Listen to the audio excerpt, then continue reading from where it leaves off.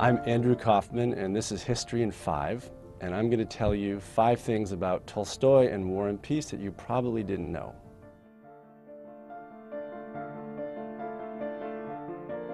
So War and Peace almost never happened. Tolstoy had actually settled down on his estate when he was in his early 30s, got married in 1862, and he wanted to raise a family and live at Yasny Polyana. He had abandoned writing altogether. In fact, he started a school for peasant children on his estate. He thought his calling in life was to become a teacher, and he had no intention of writing the great Russian novel.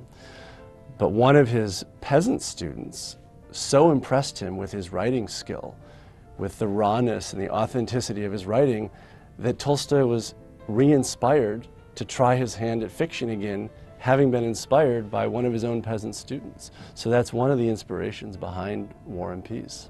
Every day after Tolstoy was done writing, his wife would take his manuscript, go into her boudoir until late in the night and copy out everything in handwriting that was legible enough for Tolstoy to read the next day, because his handwriting was so awful he couldn't even read it himself.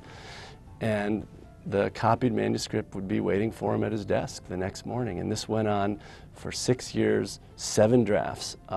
And Tolstoy probably never would have finished War and Peace if it weren't for his wife.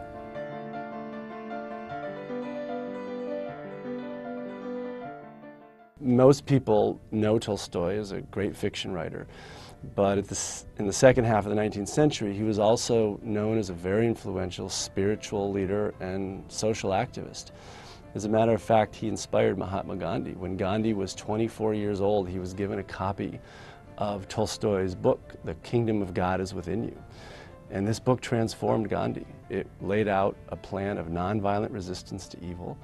And this book inspired Gandhi, and later on in life he would say it was one of the most transformative books of his life. Tolstoy also inspired Martin Luther King, who was very influenced by his ideas of nonviolent resistance to evil.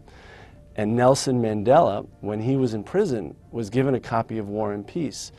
And later he would say it was his favorite novel, and it taught him about humane and effective leadership, which is one of the themes in War and Peace, that he would then bring to his own leadership when he went back to South Africa as president.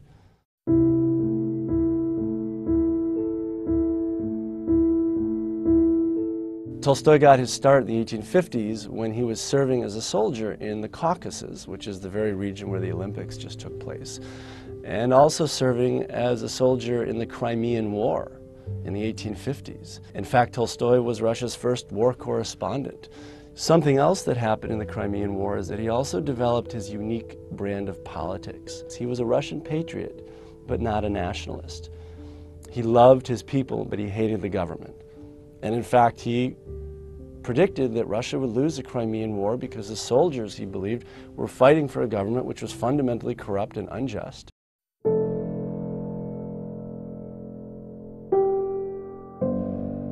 So Tolstoy actually had his hand in the Russian Revolution.